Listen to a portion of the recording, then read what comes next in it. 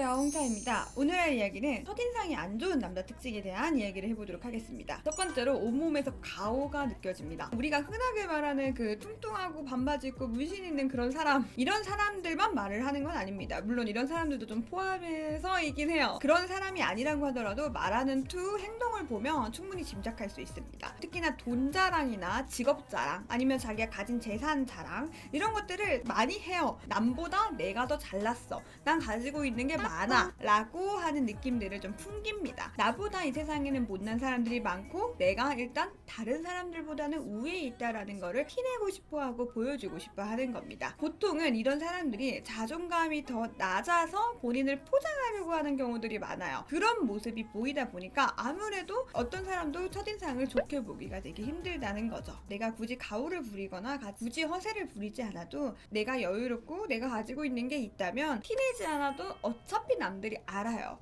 내가 가지고 있을 때 풍겨지는 분위기가 있습니다. 그래서 그 분위기를 캐치할 수 있는 사람들은 충분히 있으니까 억지로 내실 필요 없습니다. 두 번째로는 냄새입니다. 냄새 중에서 세 가지를 이야기를 해볼 건데요. 첫 번째로 씻지 않은 것 같은 냄새, 그러니까 약간 땀 냄새가 많이 난다거나 약간 신내가 많이 난다거나 이런 경우예요. 두 번째로 점심을 먹고 나서 커피 한 잔을 했어요. 그리고 담배도 폈네요. 어머나, 이런 모습으로 대화를 할 때, 가까이에서 이야기를 할 때 나는 냄새. 세 번째로 쾌쾌한 냄새가 날 때예요. 쾌쾌한 냄새는 보통 빨래를 잘못 말렸거나 아니면 집안 냄새일 수도 있는데 환기를 별로 안 시켜놓거나 뭐 디퓨저나 이렇게 방향제를 해놓지 않으면 집 자체에서 좀 곰팡이 냄새라든지 습기 제거를 안 했으면 습한 냄새들이 옷들이나 내 몸에 좀 배어요. 이런 냄새가 날 때도 아무래도 좋은 인상을 주기가 어렵겠죠. 바꿀 수 있습니다. 씻지 않은 것 같은 냄새 일단 뭐예요? 바디워시로 잘 씻고 귀 뒤, 뭐 겨드랑이, 발가락 사이사이 하나하나씩 잘 씻는 것부터 시작을 하는 거죠. 그리고 점심 먹고 바로 양치하기 되게 힘들고 하잖아요. 근데 담배랑 커피 중에 뭐 하나 끊어 차라리. 혹은 내가 마음에 드는 사람이 있을 때나 뭐 그래도 어필하고 싶은 이성이 있을 때는 저것 중에 하나라도 하지 맙시다. 그러면 이 냄새도 좀 덜 날 수 있겠죠. 담배를 오래 피신 분들 같은 경우에는 몸이나 목이나 코 속에서도 그 담배 냄새가 좀 나요. 그래서 보통 마음에 드는 여성분이 생기거나 소개팅을 나가기 전에는 담배를 한 이틀 정도는 끊고 나가는 게 그 상대방에게 좋은 인상을 줄 수 있다, 좋은 향기를 남길 수 있다 라고 말씀을 좀 드릴 수 있겠어요. 자, 그리고 세 번째로 말했던 쾌쾌한 냄새 같은 경우에는 집안을 일단 환기를 많이 시키셔야 됩니다. 내 집은 내가 사는 공간이기 때문에 저는 무슨 냄새가 나는지 몰라요. 그리고 이게 여름 같은 경우에는 꿉꿉한 냄새, 그 습기가 많다 보면 이게 옷들에 배어요. 습기 제거를 해주는 것들도 조금만 신경을 써주면 상쾌한 냄새가 날 수 있습니다. 세 번째입니다. 듣기에 따라서 눈살이 찌푸러질 수 있는 어투를 가진 경우예요.